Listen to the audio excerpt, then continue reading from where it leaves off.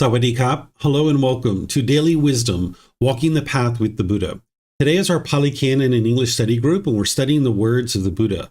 We're in Volume 2, Chapters 11 through 20, because we just restarted this program from the very beginning last week, and we're starting with Volume 2. Moving through this program, it'll be a year and a half of studying the words of the Buddha.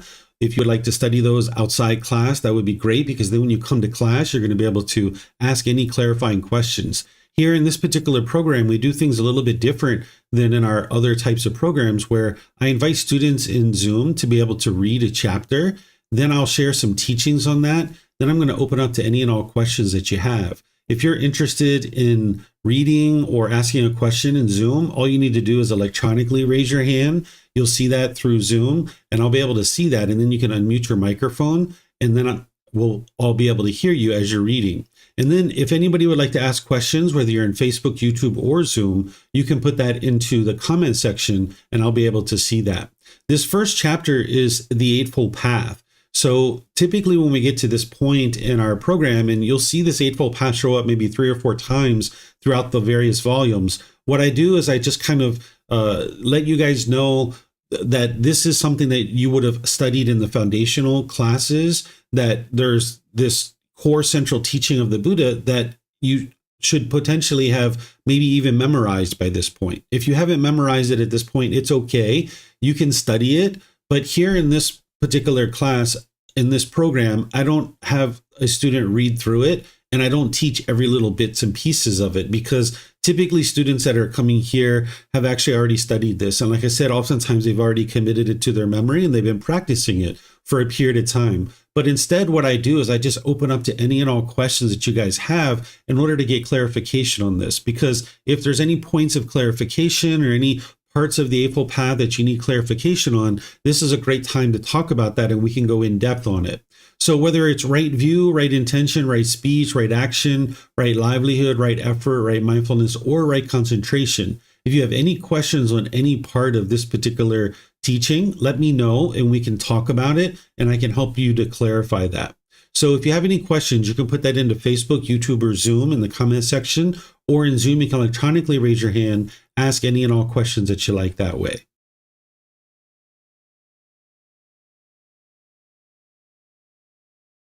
Okay, I'm not seeing any questions anywhere.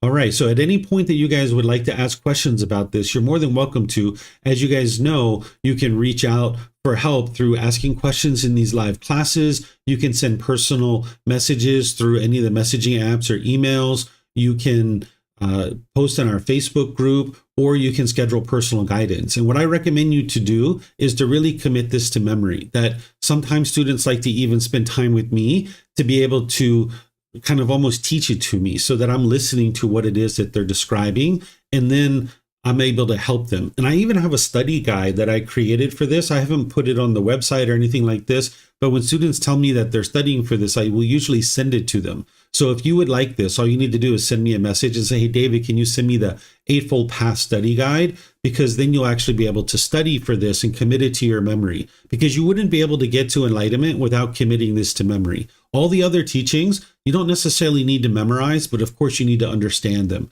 But this one you need to memorize. You need to know what each one of these factors are, and you need to know what aspect of each factor is, and then the things that are behind that as well. So for example, over here with right speech, not only do you need to know that you need to refrain from lying, slander, harsh speech, and frivolous speech, but what does these things mean? What does it mean to lie or slander or have harsh speech or frivolous speech? What is the information behind that? So for example, with harsh speech, what I teach is to pay attention to your tone, tempo, and word choice, right? Those are things that you're going to need to know behind this Eightfold Path. So this study guide will help you to be able to commit this to memory. And then if you'd ever like to sit down with me, either online or in person, you can almost teach it to me, and then I can help you to confirm the areas that you understand and areas that you need to improve, because this is what's going to lead to your enlightenment. And out of all the teachings of the Buddha, this is the one that you really need to commit to memory. So I'm going to move on to chapter 12. Is there someone who would like to read chapter 12? Okay, it looks like Pat. Go ahead, sir. The world would not lack for arahants. In whatever teachings and discipline, the Noble Eightfold Path is not found. No ascetic is found in the first, the second, the third, or the fourth grade. But such ascetics can be found in the first, second, third, and fourth grade in the teachings and discipline where the Noble Eightfold Path is found. Now, Supada, in these teachings and discipline, the Noble Eightfold Path is found, and in it are to be found ascetics of the first, second, third, and fourth grade. These other schools were lacking of true ascetics, but if in this one the monks were to live the life to perfection, the world would not lack for arahants. Thank you. Okay, thank you, Pat. So I think most of you know that this word arahant is the way that they would refer to an enlightened being during the lifetime of the Buddha. This is an individual who's completely purified their mind of the 10 fetters, where today we would just refer to this person as an enlightened being. During the lifetime of the Buddha, this was referred to as an arahant. This is someone who's purified their mind. And it's the Eightfold Path that's going to be able to accomplish that for an individual.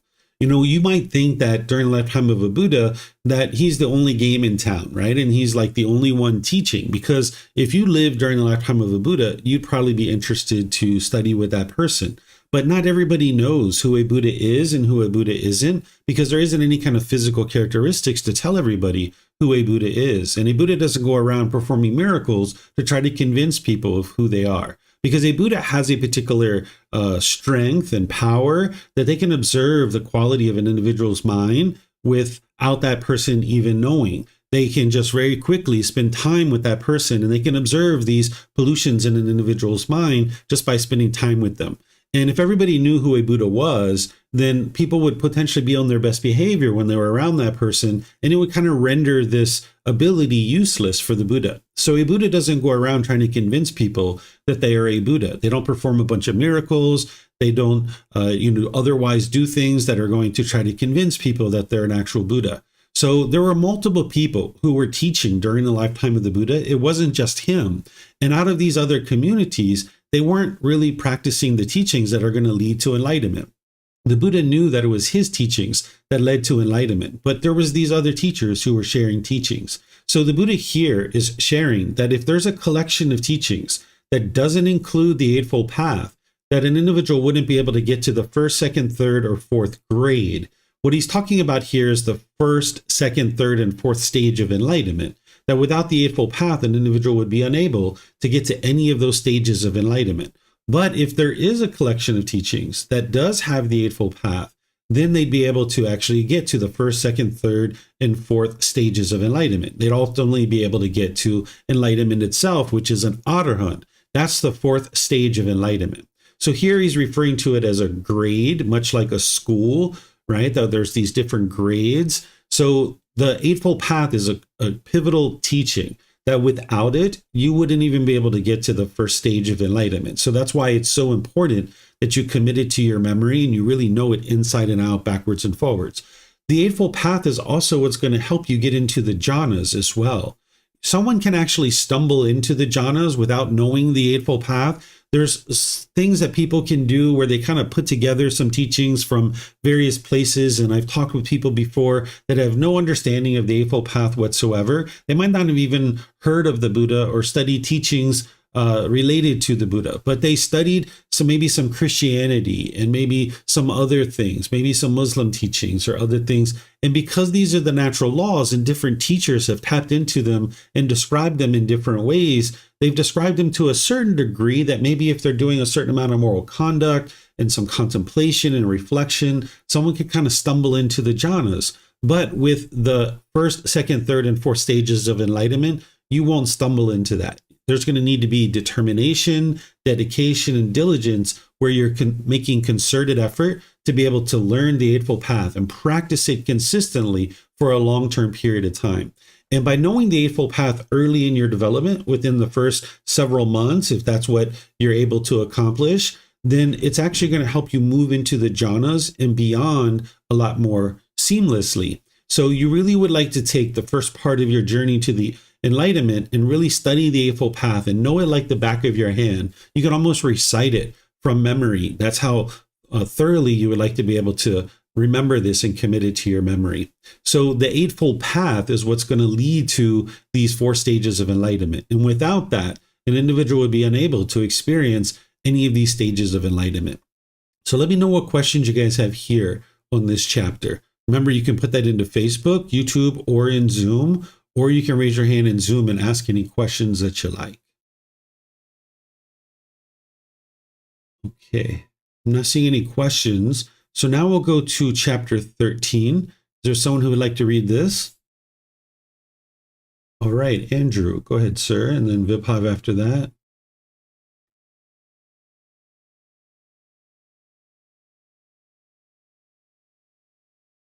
Andrew, let's see. It looks like you're still muted. Go ahead, sir. Got me now? Yep, we got you. The difference between the Tathagata and a monk liberated by wisdom. Monks, the Tathagata, the Arahant, the perfectly enlightened one, liberated by non-clinging through a fading away of strong feelings towards form, through its fading away and elimination, is called a perfectly enlightened one. A monk liberated by wisdom, liberated by non-clinging through a fading away of strong feelings towards form, through its fading away and elimination, is called one liberated by wisdom. The Tathagata, the Arahant, the perfectly enlightened one, liberated by non-clinging through a fading away of strong feelings towards feeling, perception, volitional formations, choices or decisions, consciousness, through its fading away and elimination, is called a perfectly enlightened one. A monk liberated by wisdom, liberated by non-clinging through a fading away of strong feelings towards feeling, perception, volitional formations, consciousness, through its fading away and elimination, is called one liberated by wisdom. Therein, monks, what is the distinction? What is the disparity? What is the difference between the Tathagata, the Arahant, the perfectly enlightened one, and a monk liberated by wisdom? The Tathagata monks, the Arahant, the perfectly enlightened one, is the originator of the path unarisen before, the producer of the path unproduced before, the declarer of the path undeclared before. He is the knower of the path, the discoverer of the path, the one skilled in the path, and his disciples now reside practicing that path and become possessed of it afterwards. This, monks, is the distinction, the disparity, the difference between the Tathagata, the Arahant, the perfectly enlightened one, and a monk liberated by wisdom. All right, thank you, sir. So here, if you're not familiar yet, the word Tathagata is the way that the Buddha would refer to himself. He very rarely referred to himself as the Buddha. He more frequently used the Tathagata. We think this word means the one who discovered the truth or the one who shares the truth. That's what we think this word actually means based on all of our understanding from that time frame. So you can understand why the Buddha would use this term in order to refer to himself. It's a way to refer to himself without using the word I or me, because of course he would have realized non-self at that point. So referring to yourself in the third person is a great way to train the mind to eliminate the personal existence view and realize non-self. And oftentimes, if you've been doing that and you've been training your mind, that kind of sticks around even afterwards. So it's not a surprise to me that the Buddha would refer to himself in the third person like this, calling himself the Tathagata. And then, of course, the Arahant, that's the enlightened being, right? He's an enlightened being. Anybody and everybody could be an enlightened being, but he's referring to himself here as the perfectly enlightened one. That's liberated by non-clinging. Essentially, he's eliminated all of his craving, desire, attachment.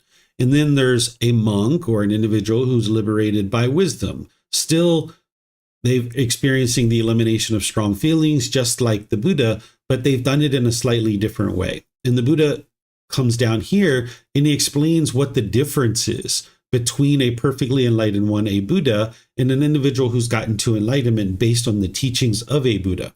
What he's saying is a Buddha, a Tathagata, a perfectly enlightened one, is the originator of the path unarisen before. He's the producer of the path unproduced before, the declarer of the path undeclared before. And he's the knower of the path, the discoverer of the path, the one skilled in the path. So this here is the Buddha basically saying, this path to enlightenment didn't exist before me. I discovered it. and I'm the one who figured this out without any teachers or any guides. So you can understand that that's one of the first criteria of what makes a Buddha a Buddha. Then the second criteria is that they're going to dedicate the rest of their life to sharing their independently discovered teachings with countless people, and countless people will get to enlightenment during that person's lifetime. Then they will preserve their teachings in such a way that countless more people will get to enlightenment after their death. So here the Buddha is on record as saying that he's the discoverer of the path, undiscovered before him. So there's going to be other places in the Pali Canon where you're going to see the Buddha documented as having said that there were Buddhas before him.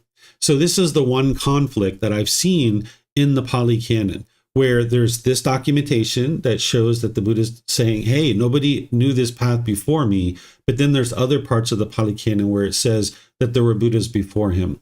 Whether there were Buddhas before him or not, it actually really doesn't matter. It's an interesting topic, and people regularly ask me these questions. But whether there were Buddhas before him or not, it really actually doesn't matter. I tend to think there weren't Buddhas before him, because if you understand the evolution of humanity and the Buddha 2,500 years ago sharing these teachings, that at that point in time, it was the point in time where conversation had kind of got to the point where we could talk in a very intellectual way. When you see the level of understanding that it takes to be able to get to enlightenment, the level of depth of description of words and language in order to be able to cultivate enough wisdom to be able to get to enlightenment, you will know that there needed to be enough complex language to be able to describe this path. And prior to the Buddha, not too long prior to him, conversation didn't exist to the point of that level of depth. You know, when we first started out, however many years ago, some people say 200,000 years, some people say 2 million years ago, we were just groaning and grunting at each other.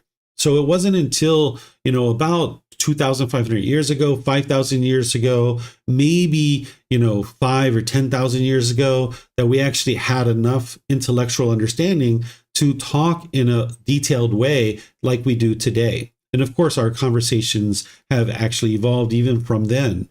So prior to the Buddha, I don't think there was enough intellectual understanding of language to be able to describe the path to enlightenment, unless there was a civilization, unless there was a collection of humanity long before this strain of humanity. So people tell us that the world has been here for 4.5 billion years. So let's just take the largest number that people say. They usually say that the largest number that humanity could have existed was 2 million years ago, right? That's actually a blink of an eye compared to 4.5 billion years. So if there was a humanity prior to that we have no records of whatsoever, and there were Buddhas that existed back then, okay, that's what transpired. But based on all the evidence that we have, it doesn't look like that's the case.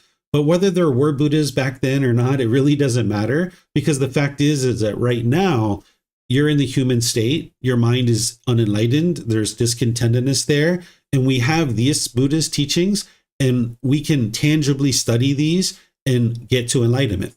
And we can see that this Buddha indeed existed because of the tangible teachings, and we can actually train our mind through these teachings and see the results. And we can see the places where the Buddha existed on this earth. You can go visit the sites of where he actually was existing at different times during his life. So it's an interesting topic to know whether or not there were Buddhas before him, but it really doesn't matter. It's one of those things that your mind, if it's at all has a craving or desire to know this information, you can just let it go and focus on learning and growing and developing in this life based on the teachings of this particular Buddha, because we have his actual teachings. So in addition to talking about this chapter, I just was interested to point this out, because you're going to see as we go forward in this program, there's going to be this conflict that you're going to see, because it would be naive of us to think that a document like the Pali Canon, originating 2,500 years ago, that everything in the Pali Canon is exactly accurate and exactly correct. That would be naive of us, because we understand the universal truth of impermanence. And we know that not everything that the Buddha taught is in the Pali Canon, because there's certain things that we see that he's referencing that there's no source of this in the Pali Canon anywhere. But we also know that everything that's in the Pali Canon was not taught by the Buddha. because of impermanence, right? And that's the way you cut through this impermanence, is you don't believe the teachings. You learn, investigate, and examine. You reflect on them to verify if they're true or false, and then you practice them to be able to see the truth for yourself. So we understand that not everything the Buddha taught is in the Pali Canon, and not everything that's in the Pali Canon was taught by the Buddha. So you need to be able to cut through that and see what is important and what you can independently verify and what's not. So here the Buddha is describing himself as the perfectly enlightened one, the person who's discovered the path, an individual who did not have any teachers or guides. But then he's describing his students, or here using the word disciples, as having cultivated the wisdom of the path, that through cultivation of that wisdom, that's what actually led to their enlightenment. They have teachers and guides. And you're going to see in other parts of his teachings that he talks about having a teacher and why it's important to have a teacher. So an individual who gets to enlightenment, they would be an arahant or an enlightened being, but they wouldn't be referred to as a perfectly enlightened one. A Buddha is referred to as a perfectly enlightened one because they don't have any baggage in their mind. If you're learning from a teacher who wasn't a Buddha, that individual is going to have, gotten to enlightenment, but there's going to be maybe 5-10% of things that's in their mind that didn't actually lead to their enlightenment, but they're actually doing those things. Maybe there's a certain meditation that they're doing that didn't actually contribute to their enlightenment, but they're just not aware of that. And they're just continuing to practice that meditation because their teacher taught them that particular meditation. So by the time an individual gets to enlightenment as a student of a non-Buddha, they're going to be enlightened. They're not going to be experiencing any discontentedness, but there's still a few practices that they're doing that didn't actually contribute to their enlightenment, but they're still doing it. And that's why we don't call them a perfectly enlightened one. But an individual who's gotten to enlightenment by themselves as a Tathagata, as a Buddha, the way that they actually do this is without any teachers or guides. So if they're using a certain meditation and they can see that it didn't contribute to their enlightenment, they will discard that meditation. If they're using a certain meditation and they can see it's improving the condition of their mind, they know that that's part of the path to enlightenment. And now, by the time they get to enlightenment, we refer to them as perfectly enlightened because they've discarded anything that didn't actually contribute to their enlightenment. The way that this occurs is that an individual who's going to become a Buddha, it's like a light switch flips at a certain point. So like when the Buddha had those 4 observations where he saw an aging person, a sickly person, a dead corpse, and a roaming ascetic, there would have been a light switch that flipped in his mind. And he would have been experiencing constant discontentedness without any kind of reprieve whatsoever. For you experience anger, frustration, sadness, and so forth, but then it goes away for a period of time, and then it comes back, and then it goes away for a period of time. And you're applying all these teachings to try to, train your mind to get to a point where you're not experiencing any discontentedness whatsoever. But this individual who's on a journey to figure out how to get to enlightenment, this light switch that is flipped, their mind is highly discontent continuously from morning until they go to sleep. And as they're going through their day, as they're trying different techniques, they can immediately see the feedback of exactly what's leading to improvement to the condition of their mind. And that's how they're able to tell if a certain meditation in that exact moment has actually improved the condition of their mind. An individual who's just learning from a teacher, they don't have that direct feedback because they don't have that persistent discontentedness in their mind. So this is how a individual becomes a perfectly enlightened one, because they can readily see what is working and what isn't working to improve the condition of their mind. And this is how they actually figure out the path without any teachers or any guides. They accumulate all this wisdom for multiple lifetimes. And now with that consistent and persistent discontentedness, they start applying techniques all throughout multiple year journey, and they can see immediately what's improving the condition of their mind and what's improving the condition of their life. So the Buddha talked about here that a individual who is a Buddha, a perfectly enlightened one, does not have any teachers or any guides. But the people who are learning from a Buddha, they're actually not a perfectly enlightened one. So there's places in his teachings where he talks about how rare it is for a Buddha to exist in the world. You're going to come across that in this program. Here, he doesn't talk about the rarity of it, But you can tell and you can kind of delineate that from what he's describing here, that this individual that he's describing as a perfectly enlightened one, it's rare. But he actually says it very clearly and very specifically in his teachings, because there's a lot of places where you can go that people will tell you everybody is a Buddha, or everybody has Buddhahood, or has Buddha nature. And this isn't actually true. The Buddha never said these kinds of things. So here you can see the difference between a perfectly enlightened one and an individual who gets to enlightenment with the help of a teacher. They're both enlightened. It's just that one is perfectly enlightened, meaning they don't have any extra baggage in their mind. And the other person, they're still enlightened, which is outstanding, but they're still going to be doing a few things that didn't actually contribute to their enlightenment because they're doing it typically just out of respect for their teacher. And they didn't have that immediate feedback to know whether or not that particular meditation or any other technique was directly contributing to their elimination of discontentedness or not. So let me know what questions you guys have here on this chapter. It looks like Vibhav might have a question. Go ahead, sir. Thank you, Teacher David. I just had a question on where would potential Maitreya Buddha fall into this picture, because I'm assuming he'll be the perfectly enlightened one because he won't have any teachers and guides to get him to enlightenment. But he will also not be the originator of the path or producer of the path, right? Right. But he won't have any teachers or guides. That's what a main criteria of a Buddha is that they don't have any teachers or guides. So here, the Buddha is describing himself as the discoverer, the declarer, the originator of the path to enlightenment. But that isn't necessarily true for every single Buddha. It's just him. He's the, in my opinion, the very first Buddha. He's the Buddha. Okay, thank you. Yep. Okay, let me see if we have any other questions anywhere. Okay, I don't see any other questions, and I think, Vibhav, you were going to read the next one, if you'd like to read this one. Sure. This spiritual life is not lived for the sake of deceiving people. Monks, this spiritual life is not lived for the sake of deceiving people and persuading them, not for the benefit of gain, honor, and praise, not for the benefit of winning in debates, nor with the thought, let the people know me thus. But rather, this spiritual life is lived for the sake of restraint, abandoning, freedom from strong feelings, and elimination. Thank you. All right. Thank you, Vibhav. So as you're making your way to enlightenment, there's a significant culmination and cultivation of wisdom that you're going to know things about the world that other people just do not know.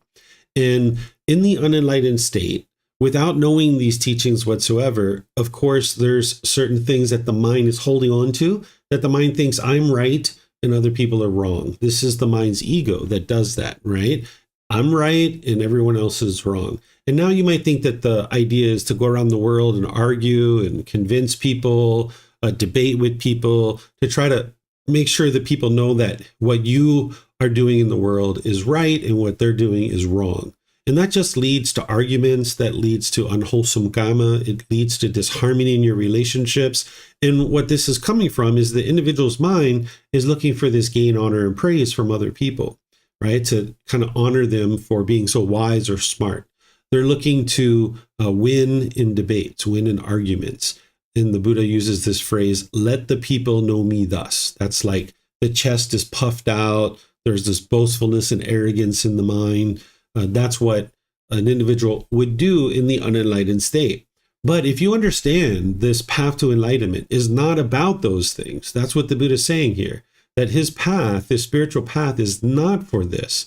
Instead, his path is to get to this elimination of discontent feelings, freedom from these strong feelings. It's not to go out and argue and debate and all these other kinds of things. And you'll see this sometimes, that people will get together and they will debate Buddhist teachings, even amongst Buddhists. You'll have one temple come together with another temple. Not here in Thailand, I don't see it, but in other places you'll see it where they'll come together and they will debate to see who's right and who's wrong about the teachings. And this isn't what the Buddha actually taught. Not only would you not be interested in debating in those environments, but even in just everyday life. If somebody's argumentative, if somebody's trying to convince you of something, the best thing to typically do is just walk away. right? Standing there and trying to convince the person that you're right and they're wrong, it doesn't lead to anything beneficial. So when you're learning these natural laws, you start to gain the understanding of what's wise and unwise. And anytime anybody's hostile or bitter, harsh, argumentative, you know that the best thing to do is just walk away. Whether it's your friends or family, your boss, your coworker, you need to get comfortable with just walking away from those situations, because then that person can realize that it's their own mind that's causing those discontent feelings, that you're just as peaceful and calm as a doornail, right? That you can just walk away from the situation and not even think twice about it. You just know that that's the wise thing to do. And what you're doing in that situation is you're restraining your mind, because in the unenlightened state, when you have craving, desire, attachment, when you have clinging, you'll find it very challenging to walk away. When you have ego in your mind, you'll find it very challenging, because here's somebody that's arguing and you want to prove that you're right and they're wrong. You're going to want to stand there and, square up to them and start yelling and hollering perhaps, or maybe even become physical. That's not what you're interested in doing. You would like to restrain the mind, much like if you were riding a horse and you were pulling back the reins, you would like to restrain your mind. And the first several times you do this, like I mentioned, it can be really challenging because the ego and because of craving and clinging. But the more you do it, you're going to realize how much it works, not only for your mind, but for the other person's mind too. Because you need to guard your doorways. We're going to talk about these 6 sense spaces as part of this program, where you're going to learn about these doorways to discontentedness. And you would like to protect those doorways. And oftentimes walking away is the best way to be able to do that. So where you're noticing that someone's being argumentative or angry or any kind of things like that, or your own mind is having frustration, agitation, or annoyance, or any other discontent feelings, it's best to just walk away. It's not the proper time to be speaking. And you're definitely not interested in going out into the world and trying to convince people of what you know and what they don't know. Because by the time you get to enlightenment, you're going to have so much wisdom about this world. You're going to see so many people making so many unwise decisions. And if you went around and you tried to convince every single person that what they were doing was unwise, you are going to be a very busy girl or a very busy boy trying to do that kind of stuff. And you're going to generate all kinds of unwholesome karma because of giving unsolicited guidance. So you're not interested in doing that. You'd like to restrain the mind, walk away from the conversation, let these people understand that it's their own mind that's causing their anger, and they will be able to see that better if you just don't engage with their anger and you walk away from it. Now, there's a little Facebook meme that I haven't seen evidence in the Pali Canon that the Buddha taught this, but it's a great little thing to keep in mind, a great little story, right? And people will credit it to the Buddha, but I've never seen the Buddha talk about this. That there's this little story where apparently there was somebody who was getting really angry with the Buddha in one of his discourses. And he asked this person, if somebody was giving me a gift and I choose not to accept it, who does the gift belong to? And the person who was in the audience said, well, the gift would belong to me, right? Meaning the person who was giving the gift. And the Buddha said the same thing is true about anger. If somebody has anger and it's essentially being, vetted towards me or pushed off towards me, if I don't accept that anger, if I don't allow my own mind to become angry, then the anger resides with you. Now, I haven't seen any evidence that the Buddha said this in the Pali Canon, but this is essentially what it is that you would like to be able to walk forward in life with the thought that when someone's pushing anger, when they're venting anger at you, that's their anger. It's not your anger. The only time it's going to become your anger is if you accept it and you bring it into your mind. Of course, you can't take their anger and put it in your mind, but it's your own mind that's becoming angry. So think of it like a gift, right? They're trying to give you this gift, even though it's not a very good gift. They're trying to give you this anger.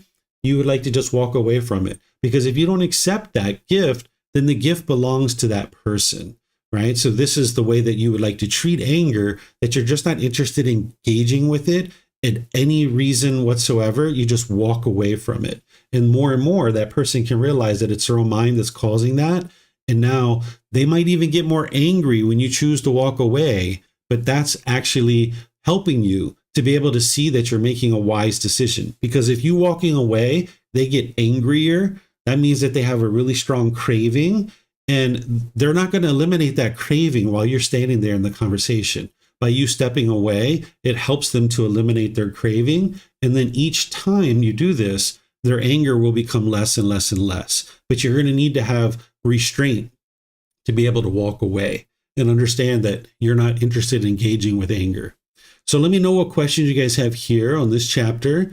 You can put that into Facebook, YouTube, or Zoom, or you can raise your hand in Zoom and ask any questions that you like. Okay, I don't see any questions anywhere. So we'll move to this next one. So someone who would like to read chapter 15. Okay, Pat, go ahead, sir. Both formerly and now what the Tathagata teaches is discontentedness and the elimination of discontentedness. So saying, monks, so proclaiming, I have been baselessly, pointlessly, falsely, and wrongly misrepresented by some ascetics and Brahmins thus. The ascetic Gotama is one who leads astray. He teaches the obliteration, the destruction, the extermination of an existing being.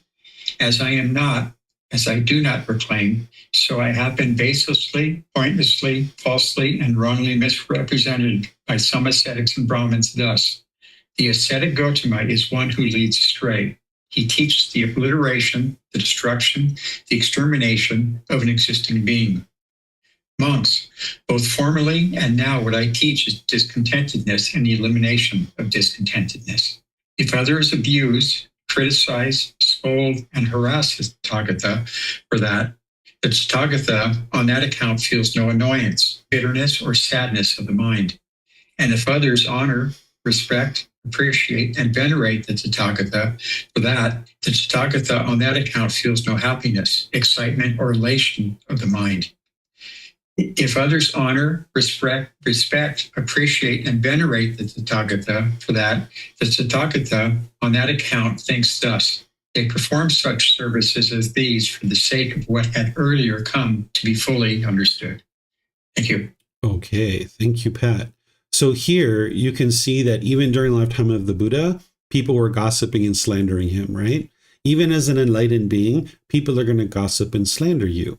That oftentimes people think that getting to enlightenment, and when I share with you that you will only be experiencing wholesome karma by the time you get to enlightenment, sometimes what people hear is everything's going my way and everybody's doing things the way I want them to do it. This isn't actually true. That even as an enlightened being, you can experience people gossiping and slandering about you. You can have people that get angry with you. But the difference is that your mind's going to be fully protected by that point. And your mind won't be upset, you won't be angry, you won't even have the slightest ickiness or annoyance in your mind when people are either gossiping and slandering or people are being bitter and harsh and hostile towards this being. So here you can see that the Buddha is talking initially about people misrepresenting his teachings, either other ascetics or Brahmins, because remember, it wasn't just the Buddha who was teaching.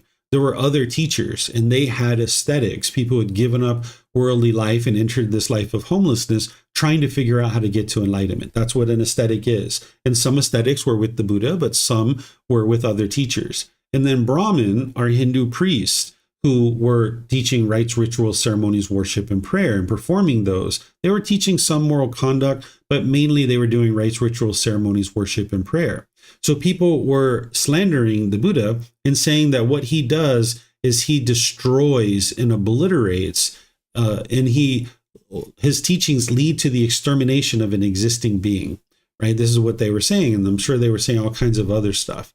But the Buddha was making it very clear. In this particular sentence, he makes it very clear what he's teaching. Both formally and now, what I teach is discontentedness and the elimination of discontentedness.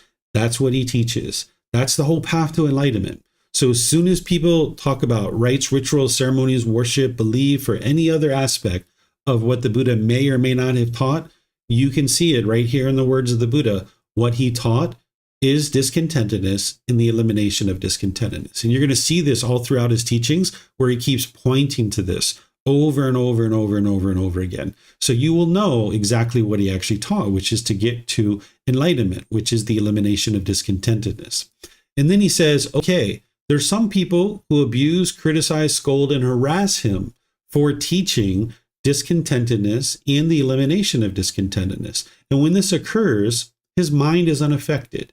He doesn't have any annoyance, bitterness, or sadness of the mind, even though they're talking in unkind ways and disrespectful ways about what it is that he teaches. But then also, there are some people that are going to honor, respect, appreciate, and venerate him for sharing these teachings because of impermanence, right? Not everybody's going to honor and respect a Buddha, but not everyone's going to speak in unkind, unfriendly, and disrespectful ways either, right? But when people are talking in disrespectful ways, his mind is unaffected. There's no annoyance, bitterness, or sadness. But also when people honor, respect, and appreciate him, there's no discontentedness there either. There's no conditioned pleasant feelings. There's no happiness, excitement, or elation. This is because the mind's completely in the middle, right? He understands that this is just impermanence. Some people are going to talk in respectful ways, and some people aren't. You're going to experience this too. But then he follows this up with this last sentence here. He says, if people honor, respect, appreciate, and venerate him for sharing discontentedness and the elimination of discontentedness, that's because they have come to fully understand his teachings. That's what he's describing.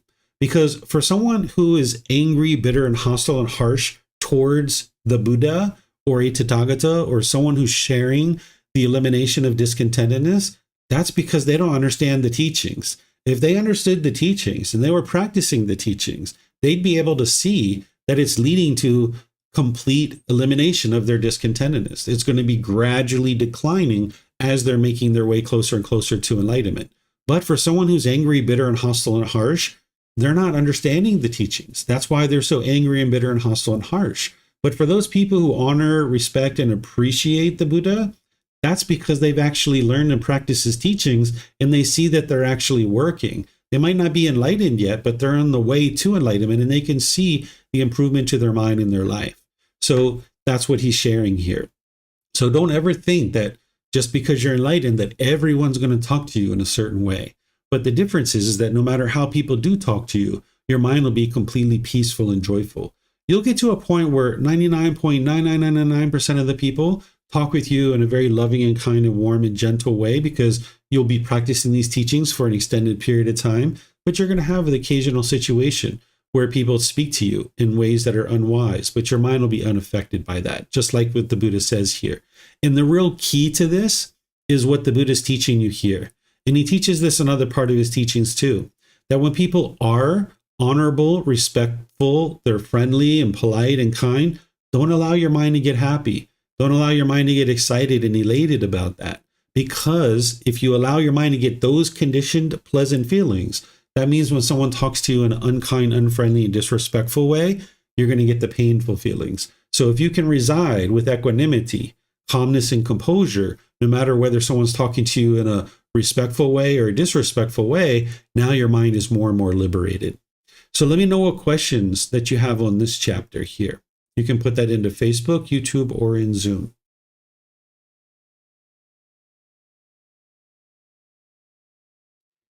Okay, I don't see any questions anywhere. So now chapter 16. Is there someone who would like to read this one? Okay, Kristen, go ahead, ma'am. Thank you, teacher. Words that are just so, not otherwise. From the night he fully awakened, monks, until the night he attains final nibbana, final enlightenment. In this interval, whatever he speaks, talks of, and explains, all that is just so, not otherwise. Therefore, he is called the Tathagata. As he speaks, monks, so he does. As he does, so he speaks. Thank you. Okay, thank you, Kristen. So you guys are going to get to a point in this book where you're going to see the last words of the Buddha. It's going to actually take you through all the way to his death, and you'll see the last words of the Buddha. After he dies, one of his students actually said this. This actually wasn't from the Buddha. This was actually from one of his students after he actually died. So what they actually are saying here is from the moment that he got to enlightenment until the time that he actually died, what he spoke of and what he was working towards and what he was trying to accomplish, is sharing the teachings that lead to enlightenment and helping people get to enlightenment. Because here it says from the night he fully awakened, that's from the time he got to enlightenment, until he got to final enlightenment, which we're going to talk about what final enlightenment is later in the program, and you'll see it in the book. You'll get a chance to read it first, and then we'll talk about what final enlightenment is. Essentially, it's death, but there's more detail here to understand what final enlightenment is. So in this interval, this 45 years, because he was born, he got to enlightenment, and he died on the same day, spread out over 80 years. So he was born 35 years later, he got to enlightenment, and then 45 years from that, which is a total of 80 years, he died, all on the same date, right? So during that 45-year interval, everything that he spoke of was to be able to help people to be able to get to enlightenment. And this was the words that his students shared just after he had died. So let me know what questions you guys have on this particular teaching.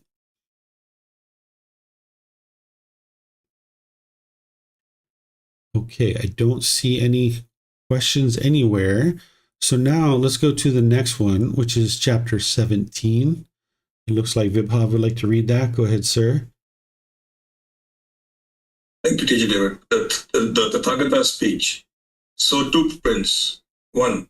Such speech as the Tathagata knows to be untrue, incorrect, and unbeneficial, and which is also unwelcome and disagreeable to others. Such speech the Tathagata does not speak.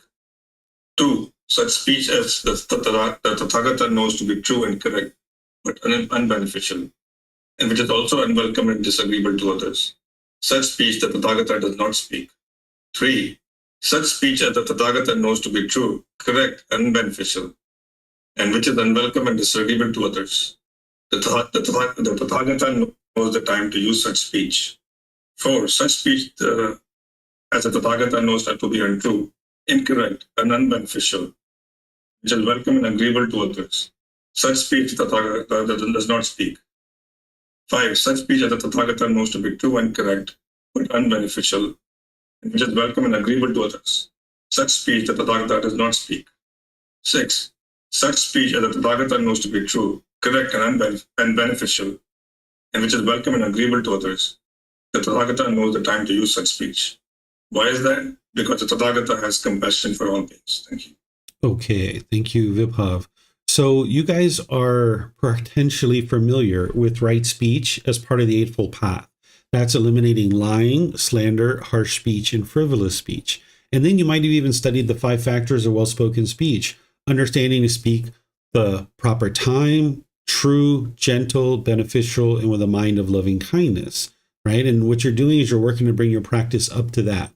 Well, here's another deeper level of understanding of how to practice right speech. As you get to practicing those levels that I just talked about, then you would like to take it even a deeper level here. Okay, so here what the Buddha is saying is if something's untrue, incorrect, and unbeneficial, and it's unwelcomed and disagreeable to others, meaning they don't want to hear it, he doesn't speak this, right? But he's not speaking it, or he's not choosing to not speak it because it's unwelcomed and disagreeable.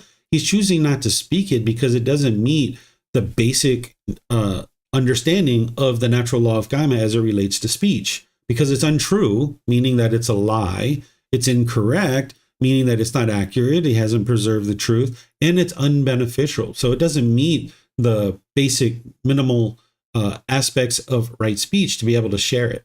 So the fact that it's unwelcomed and disagreeable to others is insignificant. It doesn't matter. But the reason why the Buddha is not speaking this is because it doesn't meet the basic criteria for right speech.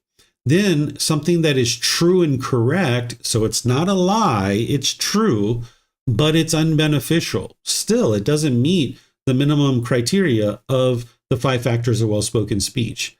But in this situation, it's also unwelcomed and disagreeable. And in this situation, the Buddha is saying, I don't speak that. But again, it's not because it's unwelcomed and disagreeable. It's because it's unbeneficial. Okay?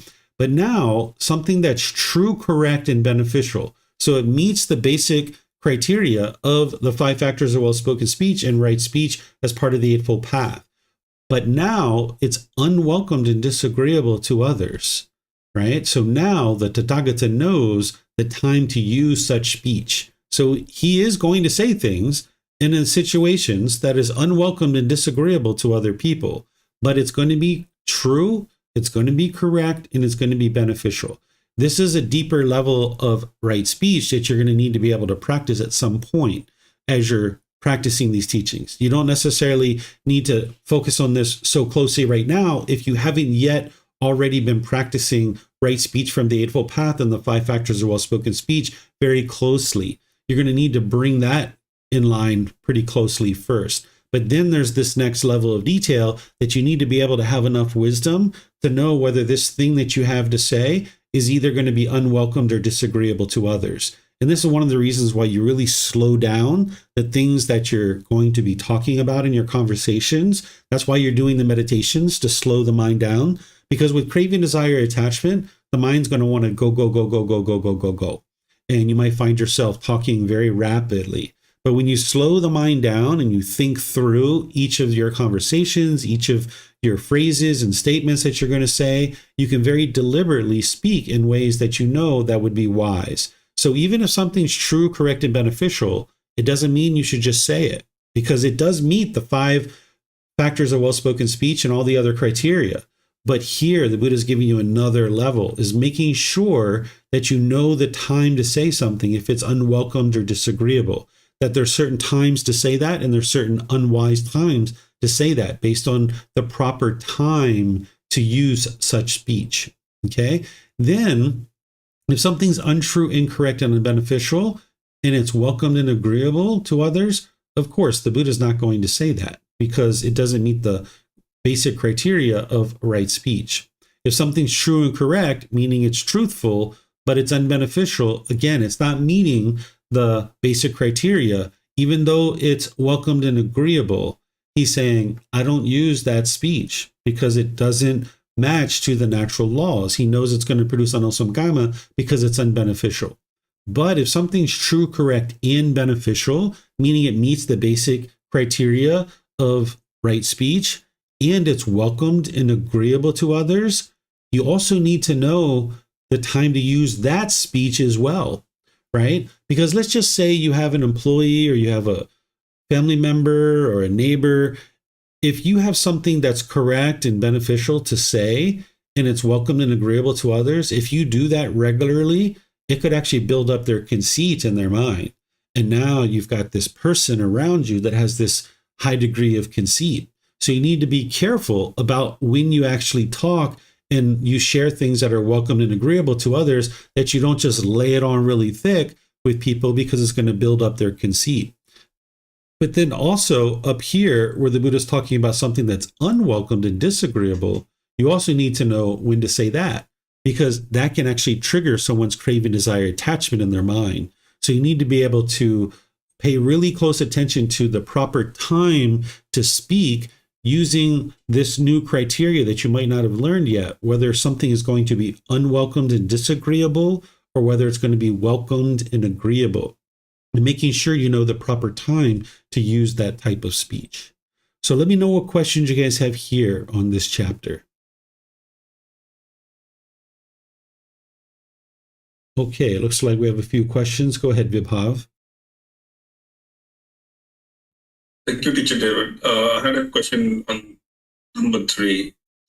So I was in a discussion yesterday. I mean, this has been going on for a little bit with some folks in the company about a certain project, and which I had a proposal for. And I mean, it keeps going back and forth, and people keep changing their viewpoints on how something should be implemented. And I guess and there's a new person that has come into the company, who's come from a different company. They have their own set ways of thinking, like this is the way it worked in the other company, so it should work in this company as well. And I was trying to explain to them, like, I mean, the criteria, like the model is different because the companies work in different ways. They cannot apply what you learned in the previous company directly to what's happening here, because it won't work because of the difference in the models. And I think I was trying to do it in a true, correct, and beneficial way, but they were just not like, there was no like willingness to kind of, I guess, listen and understand. The problem was always like, this worked in my previous company this way, so this is the way we should do it. And so I was just wondering, like, how do you know what, like in this case, it's basically disagreeable to them because they already have an formed opinion. Mm-hmm. And so how do we know like what is a good time to like speak about it, because this does need a resolution and you need to like move forward, but it's not clear to me how to find the right time to speak to them about it. Yeah, one of the ways that I would suggest that you share this kind of content with people, where they're coming with one perspective, you're coming with another perspective. If you just share your perspective and this particular conversation, they're going to have to just believe you, right? And they're not going to be willing to necessarily do that, considering they have these other experiences in other companies. So instead of just sharing content that they then have to believe you, if you can share the content and then help them to be able to take some steps forward, to be able to see the truth for themselves of how you came to understand that, then they don't have to believe you. They can see through their own direct experience how you came to that conclusion. So if there's a way for you to guide them towards that, you can say things like, hey, I understand what you guys are sharing, and I understand that that's worked well in your other situations, in your other companies. Based on my experience, this is what works here in this particular environment. And the way that I discovered that is this, and this. If you guys would like to consider this and see this for yourself, here's what I recommend you guys do in order to be able to come to that conclusion and be able to see the truth for yourself. Take step 1, 2, 3, 4, 5, and then you'll be able to see for yourself that solution doesn't actually work in this situation. And then you leave it in their hands. And if they're still not willing to look at it, you can just reiterate, this is what I recommend. Here's why. I suggest you step away from the meeting and you take a look at this for yourself, because I've tested this and I know that it doesn't work, but you guys need to see that for yourself. And that's what you would like to be able to do, because then they're coming to that conclusion and they're not just believing you. Yeah, that's what I've done. I've given all the data points and everything. Either they're not reading it or not willing to like go ahead and actually apply the minds to it. They're still stuck on their formed opinion. So I've given all the data sets and I've provided all the information. I also said, okay, let me know if you like to change the behavior. I'm totally open to it. I'm not stuck to what I'm proposing here. So I have given the data sets to them. And I've also reached out to them. Like, this was happening mostly on chat. And so I also reached out to them like, this is why I think we should do this in person. But I think that they're still stuck to whatever they're stuck to. So we'll see how it goes. It doesn't really matter to me which way we implement it. It's just a thing that we have to do. But I have given all the information and everything. They just like not applying their minds to looking at the problem and trying to discern the truth, but they're just like still stuck on their opinion. That's where it is right now. So kind of a limbo. This is where you could say, potentially, depending on your role in the company and their position in the company and what the timeline of the project is, you can say things like, well, I understand we need to have this decision, but I wouldn't feel comfortable with making a decision on this until you guys have had the opportunity to step away and test what I'm sharing with you. And I would prefer that we do it that way, that you guys get that opportunity to step away and see through your own direct experience. And then afterwards, we can come together and we can discuss and we can come to a final decision and final conclusion. But if you guys haven't taken that time to do that investigation yet, I wouldn't be in a position that I would feel it would be wise to be able to make this decision, because you guys are lacking certain information that I know, and it wouldn't be wise to make a decision until we have full understanding of the entire situation. Yeah, thank you. Mm-hmm. You're welcome. All right, it looks like Kristen. Go ahead, ma'am. Thank you, teacher. I had just a question on number 5. And what would be, in that scenario, something is true and correct and unbeneficial, but it's welcome and agreeable. Like, can you give me an example of what that might look like? I have to think about it for a moment here. Let's see. Let's say the example of someone who is doing a really wonderful job, and you know that they already are having ego about what it is that they're doing. It would be unbeneficial for you. It might be true and correct for you to tell them how great of a job that they're doing, but it would be unbeneficial in this situation because it would arise more ego in their mind. It's welcomed and agreeable to them, but it's unbeneficial because it's going to produce more ego in their mind. Okay. And then that would lead to then number 6, which is then maybe expressing whatever it is that I may want to say, but at the right time. Right. Waiting until a time that their ego has come down, and maybe they're struggling with a certain part of the project, using Vibhav's example. Maybe they're struggling with some part of the project. Maybe they're feeling down on their day or something like this. And now, it's like 2 or 3 weeks later, and now you're like, hey, I just would like to let you know that it was noted how well of a job you did 3 weeks ago on that task. I'd like to let you know you did a phenomenal job on that. And I have all the confidence in the world that you're going to be able to complete this one too. While I know that you're struggling, having difficulties today, 3 weeks ago, you did phenomenal with that project, and you met with certain challenges there too, and you overcame them. So I'm sure you can do that here in this situation too. Okay. Thank you. Mm-hmm. You're welcome. All right. Looks like Leo has a question. Go ahead, sir. Thank you, Mr. David. I wrote you before that there was one person I had a conversation with, or he wrote me an invitation.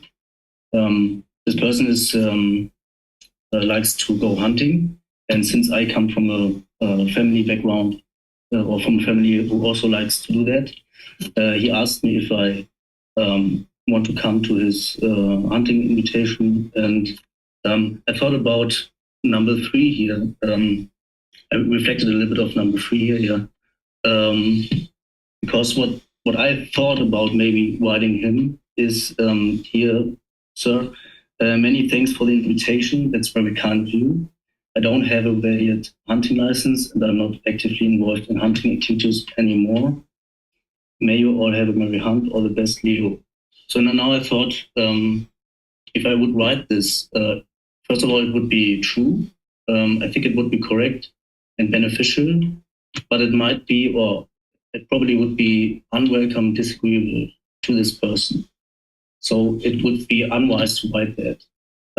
Would you agree with that, or well, you thought about that? It could be wise, but you just need to know the proper time, right? So if it's true, correct, and beneficial, then you could say that at some point, but you just need to know the proper time. So if he's really eager for you to go on a hunt, that might not be the proper time because his craving is really high. And if you share something like that, his mind gets triggered, not understanding that it's his own mind that's causing that. So that second option that you sent me and that you ultimately sent to your friend, that was a wiser decision in that situation, because it was able to just kind of like step away from the situation. But that thing that you created, you could send it to him like after the hunt. You could say, hey, I really appreciate that you invited me and you think of me as a good friend, but I just would like to let you know some further details of why I chose not to go on the hunt. And that's after he's already gone on the hunt, after he's already extinguished some of his craving, he's fulfilled some of his craving maybe to go hunting. Now, 2, 3, 4, 5 weeks later, you could follow it up with a message like that. And that would be a good example of knowing the proper time to use something that was true, correct, and beneficial, but it was unwelcomed and disagreeable. Yeah, perfect. Thank you. Mm-hmm. You're welcome. Okay. I don't see any questions anywhere else. So let's go to the next one.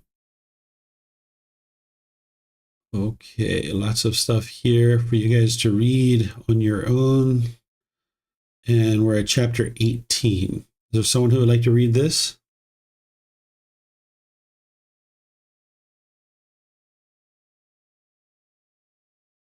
Okay, looks like Vibhav. Go ahead, sir. The Tathagata taught very few compared to numerous things he had known. On one occasion, the perfectly enlightened one was residing at Kosambi in Simsapa Grove. Then the perfectly enlightened one took up a few Simsapa leaves in his hand and addressed the monks thus. What do you think, monks?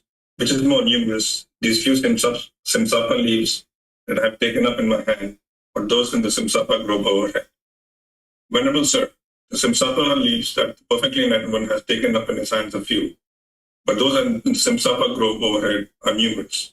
So too, monks, the things I have directly known that are not taught you are numerous, but the things I have taught you are few. And why, monks, have I not taught those many things? Because they are beneficial, irrelevant to the fundamentals of the holy life, and do not lead to fading away of strong feelings, to freedom from strong feelings, to elimination, to peace, to direct knowledge, experience, to enlightenment, to nibbana. Therefore I have not taught them. And what, monks, have I taught? I have taught this is discontentedness. I have taught this is the cause of discontentedness. I have taught this is the elimination of discontentedness. I have taught this is the way leading to the elimination of discontentedness. And why, monks, have I taught this? Because this is beneficial, relevant to the fundamentals of the holy life, and leads to fading away of strong feelings, to freedom from strong feelings, to elimination, to peace, to direct knowledge experience, to enlightenment, to nibbana. Therefore, I have taught this. Thank you. All right. Thank you, Vibhav. So when you read things like this, I like to kind of like read it and then just kind of close my eyes and just kind of envision this, right? This kind of helps you to bring a discourse like this to life. So I don't know if you're interested in closing your eyes or not, but if you closed your eyes and you just imagine the Buddha walking through a forest, and he has maybe 4, 5, 6, 10 people with him that are all ordained practitioners. And he reaches down and he picks up some leaves off of the ground and he holds them in his hand and he turns to one of his students and he says, "What is more, the leaves in my hand or the leaves overhead in the trees?" And his students say, "Well, of course, the leaves overhead are so many more numerous than those few leaves that you have in your hands." And the Buddha says, "So too is the wisdom that I had understood and known on my way to enlightenment. That's represented by all the leaves and all the trees overhead. But the things that I'm going to teach you are just these few leaves in my hands." And, you know, this culminated into 45 volumes of books, right? And that's just what we have left, right? That's the few leaves, right? And we have 13 books, right? That's just what we have left of the teachings of the Buddha. That's the few leaves. So what he's saying is there's all this wisdom that he gained as part of his journey to enlightenment, but he's not going to teach all of that stuff because it doesn't actually lead to the elimination of discontentedness. He's only going to focus on the things that actually lead to enlightenment. So the things that you're seeing him teach are the things that actually need to be understood in order to be able to get to enlightenment. But those leaves all over the head, those are all the wisdom that he actually understood, but it's unbeneficial and irrelevant for him to share all of that. So he's only sharing the few leaves that you need in order to be able to actually get to enlightenment. And those few leaves are pretty comprehensive. Again, the largest, most complete collection of his teachings that we have are in 45 volumes of books. So that's what he's helping you to be able to understand here. And this is really helps you to bring it to life, to just kind of close your eyes and just kind of envision this story unfolding. And what he ultimately does is he points to the Four Noble Truths again. You're going to see this time and time again, where the Buddha is constantly pointing to the Four Noble Truths, because that's the beginning of the path to enlightenment, is the Four Noble Truths, those 4 simple statements that you can independently verify to understand the problem, the cause of the problem, the elimination of it, and the path forward. So let me know what questions you guys have here on this chapter.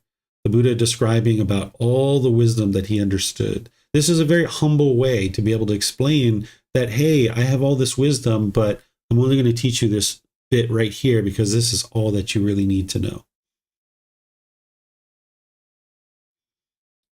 Okay, I don't see any questions anywhere. So now we'll go to the next chapter. This is chapter 19. And it looks like Pat would like to read that one. Go ahead, sir. Emily of a man were wounded by an arrow thickly smeared with poison. Suppose, Malunkyaputta, a man were wounded by an arrow thickly smeared with poison, and his friends and companions, his kinsmen and relatives, brought a surgeon to treat him. The man would say, I will not let the surgeon pull out this arrow until I know whether the man who wounded me was a noble or a Brahmin or a merchant or a worker. And he would say, I will not let the surgeon pull out this arrow until I know the name and clan of the man who wounded me, until I know whether the man who wounded me was tall or short or of middle height, until I know whether the man who wounded me was dark or brown or golden skinned, until I know whether the bowstring that wounded me was fiber or reed or sinew or hoop, hemp or bark, until I know whether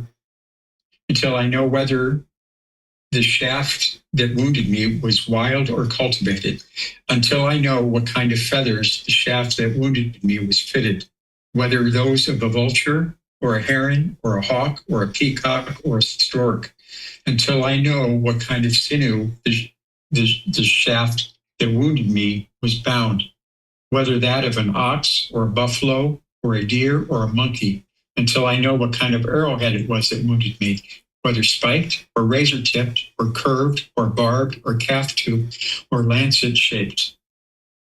All this would still not be known to that man, and meanwhile he would die. So too, Malunkyaputta, if anyone should say thus, I will not lead the holy life under the Enlightened One until the Enlightened One declares to me, the world is eternal and the world is not eternal. The world is finite and the world is infinite. The soul is the same as the body, and the soul is one thing and the body another. And after death, a Tathagata exists, and after death, a Tathagata does not exist.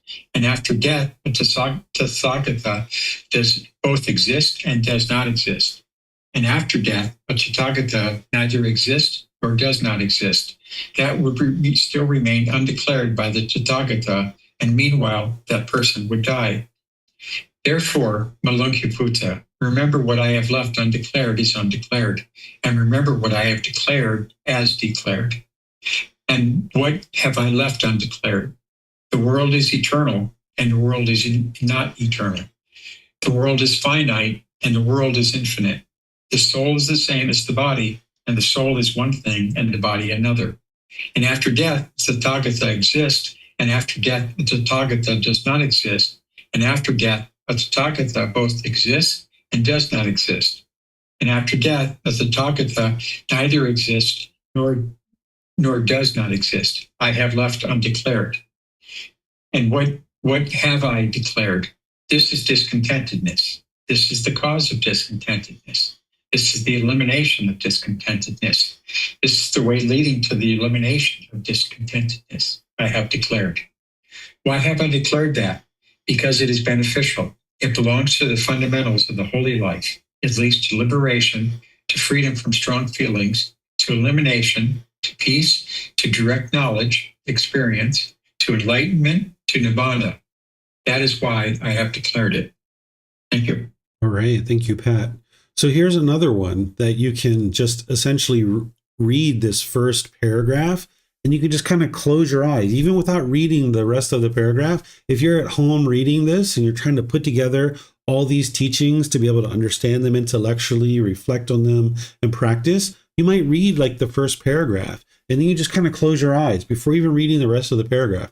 Just lay the scene. It's like a movie, right? You're just kind of trying to lay the scene down. Like, here's this individual who's off in the woods, who was wounded by an arrow thickly smeared with poison, right? Somebody shot this arrow across the forest, and boom, they were hit.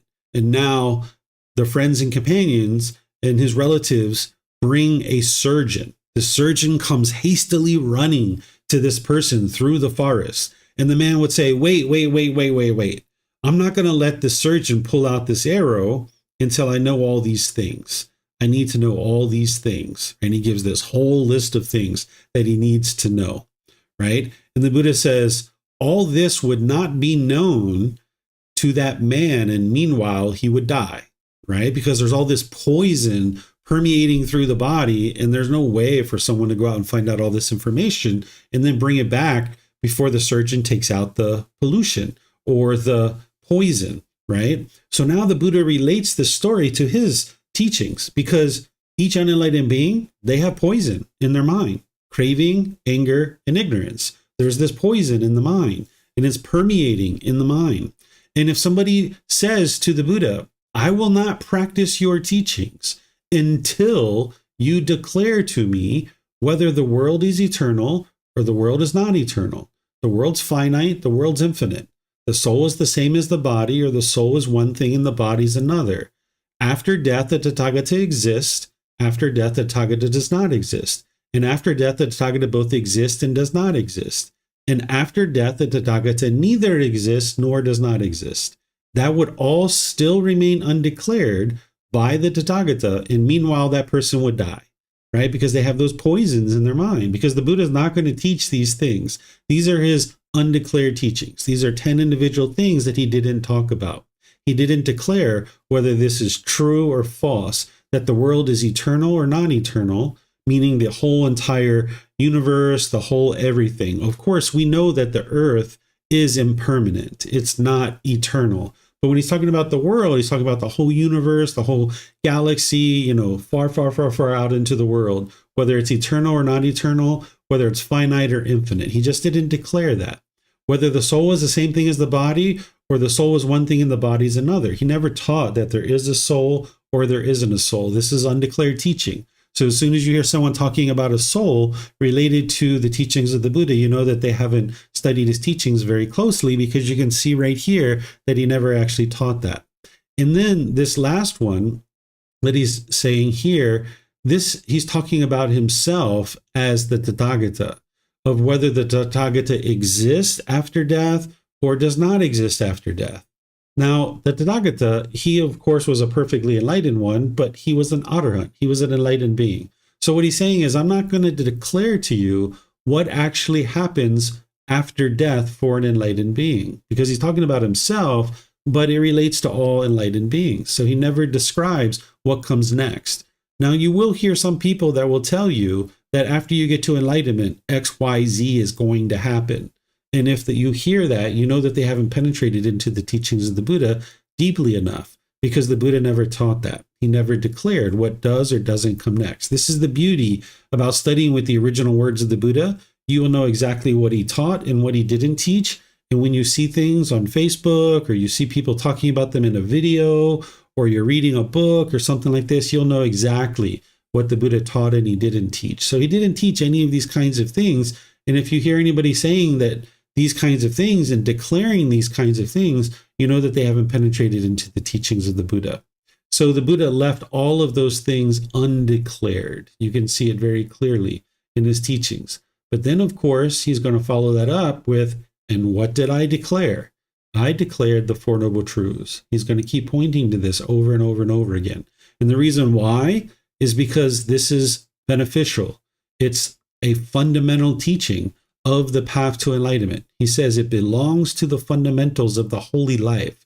The holy life is to get to enlightenment and completely journey on this path to enlightenment. It leads to liberation and freedom from strong feelings. It's a fundamental teaching that you need in order to be able to get to enlightenment.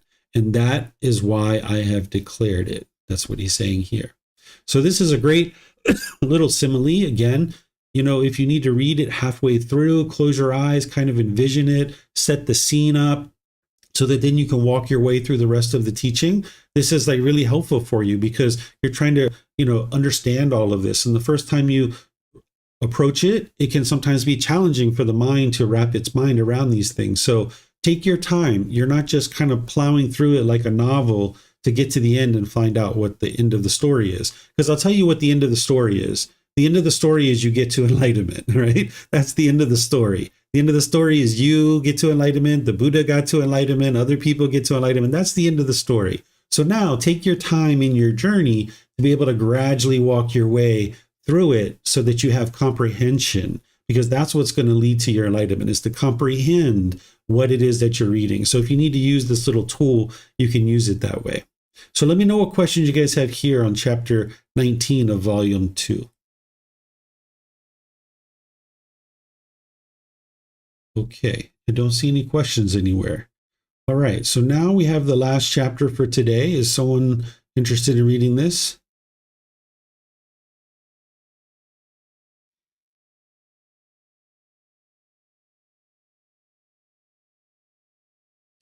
Okay, I'll go to, oh, we got a bunch of people. I think Kristen had a very short one before, so maybe we'll go to her. Andrew, I saw your hand up too, but maybe Kristen, since she had a short one earlier, we'll go to Kristen. Thank you, teacher. Instruction usually presented to his disciples.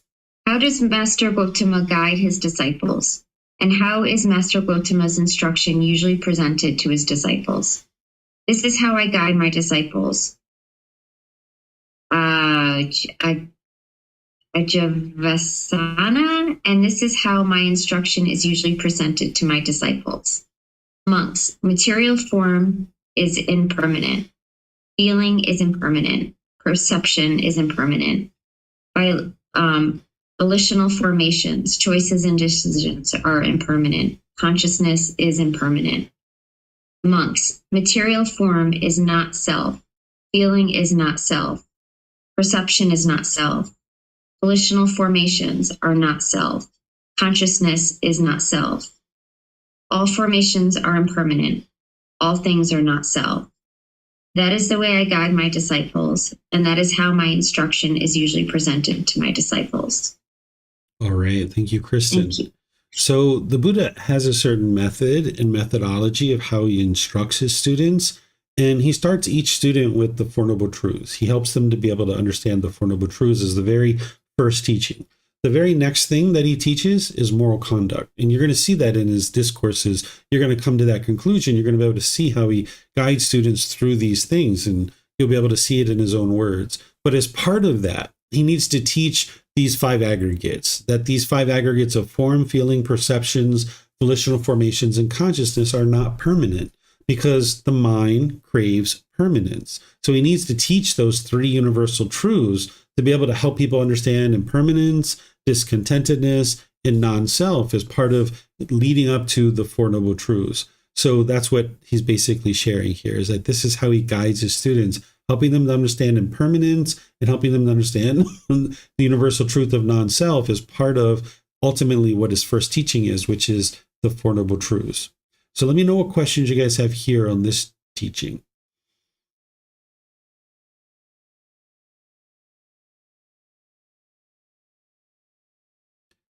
Okay, I don't see any questions anywhere. So I'm going to end class like I typically do, just by thanking all of you guys for joining. Thank you for participating. Thank you for reading. Thank you for deciding to study the teachings today and maybe before class or after class. Thank you for any questions or dedication that you do in order to be able to learn, grow, and develop on this path. Next week, we're going to be in the next 10 chapters, chapters 21 through 30. So if you'd like to read those before class or after class, that'll really help you. Remember, you can get these books, downloading them from our website. You can take it and go print it. You can get printed versions at the temple here in Chiang Mai, or you can get them online through Amazon. So you can get access to them in all those ways. And that way you'll have the words of the Buddha. You'll have the reference to see what he was talking about before and afterwards. And you'll see the words that I'm sharing to be able to help you integrate this into your day-to-day life. So we're going to be studying those next 10 chapters next week. We have a really full week coming up here in Chiang Mai, and I'm going to be live streaming these things. So I'll just give you guys a heads up that tomorrow, as part of the group learning program at 9 a.m. and 9 p.m., I'm going to be sharing the moral conduct section of the Eightfold Path. So if you need a refresher on that, or if you need to learn it, you're more than welcome to attend the group learning program to be able to learn that. At 3 p.m. to 5 p.m., I'm going to be starting a retreat here, which is a retreat that I teach once a year. It's called Developing a Life Practice to Attain the First Stage of Enlightenment, where starting tomorrow and then all next week, I'm going to be sharing all the teachings that it takes to get to the first stage of enlightenment. And then in the evening at 6:30, we have the meditation in the main hall, where I'm going to be doing loving kindness meditation with students and opening up to any and all questions that students have. Then next week, Monday through Friday, I'm essentially going to be teaching from 9 in the morning until 12:30. Then I'm going to be doing excursions with the students where we go out and do different things in the community. And then we're going to come back to the temple. And from 6:30 p.m. until 8:30 p.m., I'm going to be teaching some more. So all of this is going to be recorded. You can learn it if you like. It's been recorded before as well, but it's everything you need to get to the first stage of enlightenment. So the first 2.5 days of the retreat is all the foundational teachings, and the last 2.5 days is all the specialized teachings that you need to get to the first stage of enlightenment. Things like dependent origination, the 6 sense bases, the 5 aggregates, accomplishment and generosity, and all these different things that you're going to need to know in order to get to that first stage of enlightenment. So if you guys have any questions on this, or you'd like to attend, or you'd like to watch the recordings, it's all going to be available for you guys. Feel free to reach out if you need help to get access to any of these things. But if you're familiar with our different platforms, you should be able to find it pretty easily, but always feel free to reach out if you need help finding any of these things. So perhaps I'll see you guys in one of these future classes. Be well and take care. Sawadee ka.